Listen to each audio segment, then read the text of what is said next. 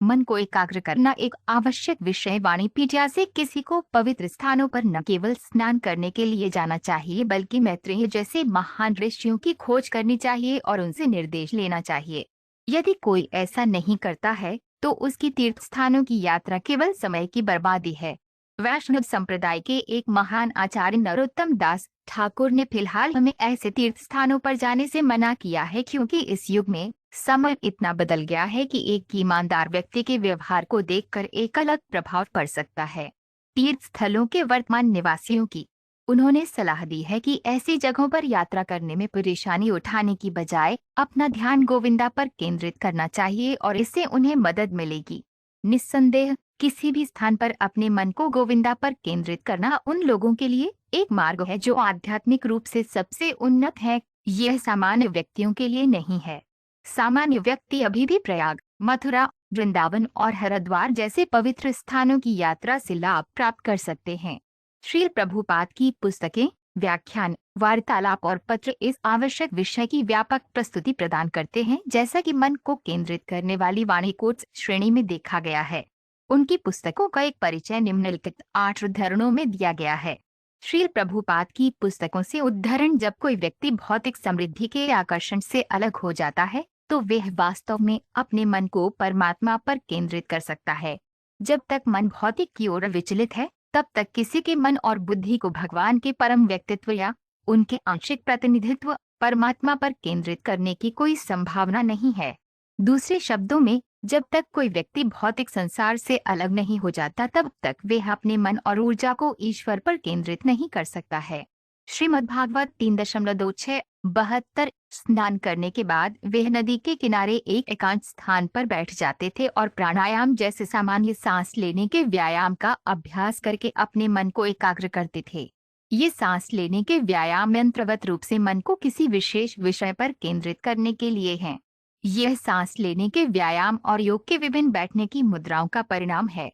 पहले यहाँ तक कई बिल्कुल सामान्य व्यक्ति भी जानते थे कि मन को भगवान की याद में कैसे केंद्रित किया जाए और इसलिए ब्राह्मण ये कर रहे थे।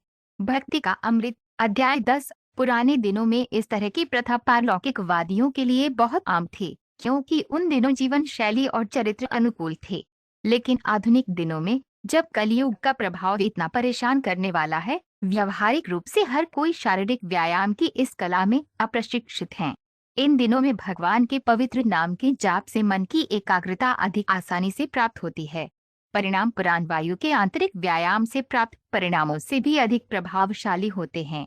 श्रीमद्भागवत 2.2:19। भगवान के अन्य स्वरूपों की ओर अपना ध्यान भी नहीं भटकाना चाहिए।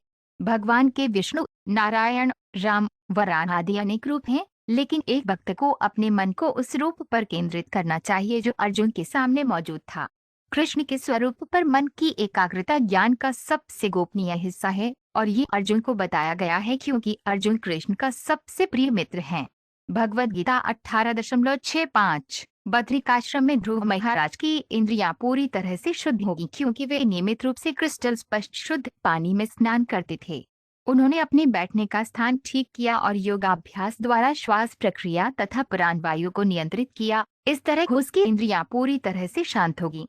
फिर उन्होंने अपने मन को भगवान की अर्चा विग्रह रूप पर केंद्रित किया जो कि भगवान की सटीक प्रतिकृति है और इस प्रकार उनका ध्यान करते हुए पूर्ण समाधि में प्रवेश कर गए। श्रीमद्भागवत 4.1-2-17। वह हम पर यह प्रभाव डालने की कोशिश करते हैं कि आत्म साक्षात्कार की कई शाखाओं पर अपना ध्यान केंद्रित करने की बजाय हमें बोध, पूजा और भक्ति की सर्वोच्च वस्तु के रूप में भगवान के परम व्यक्तित्व पर ध्यान केंद्रित करना चाहिए। आत्म साक्षात्कार अस्तित्व के लिए भौतिक संघर्ष के विरुद्ध शाश्वत जीवन के लिए लड़ाई की पेशकश करना है और इसलिए बाहरी ऊर्जा की मायावी कृपा से योगी या भक्त को कई प्रलोभनों का सामना करना पड़ता है जो एक महान सेनानी को फिर से उलझा सकते हैं भौतिक अस्तित्व के बंधन में। श्रीमद्भागवत 2.1-39। उनका व्यासदेव का पुत्र एक महान भक्त, एक संतुलित द्वैतवादी था जिसका मन हमेशा अद्वैतवाद में केंद्रित रहता था। वह सांसारिक गतिविधियों से परे था, लेकिन उजागर न होने के कारण वह एक अज्ञानी व्यक्ति जैसा प्रतीत होता था। श्रीमद्भागवत 1.4-4। यदि कोई योगी अपने मन में मैल के पहाड़ को तोड़ना चाहता है तो उसे भगवान के चरण कमलों पर ध्यान केंद्रित करना चाहिए और किसी शून्य या अवैयक्तिक चीज की कल्पना नहीं करनी चाहिए। चूंकि गंदगी एक ठोस पहाड़ की तरह जमा हो गई है, इसलिए व्यक्ति को काफी लंबे समय तक भगवान के चरण कमलों का ध्यान करना चाहिए।